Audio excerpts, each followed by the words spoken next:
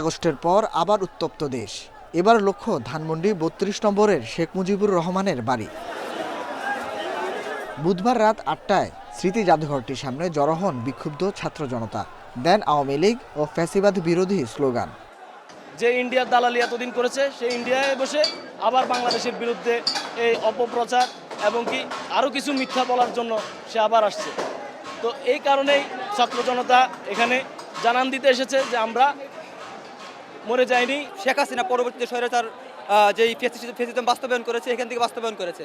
তো আমরা চাচ্ছি যেন এই যে শেখ হাসিনা কিংবা শেখ মুজিবের যে ফ্যাসিজম, এটা যেন একদম চিরতরে দাফন হয়ে যায়। পরিস্থিতি নিয়ন্ত্রণের চেষ্টা করলেও এক পর্যায়ে সেখান থেকে সরে যায় আইনশৃঙ্খলা বাহিনীর সদস্যরা। পরে ভাঙচুরের মুখে পড়ে বাড়িটি। ৩২ নম্বর নামক যে আওয়ামী ফ্যাসিবাদের কেল্লা তৈরি হয়েছে, সেই কেল্লাকে আজকে সর্বসাধারণ জনগণ মিলে উৎখাত করবে। সারা বাংলাদেশ থেকে ৩২ নম্বর বলে কোনো কিছু থাকবে না।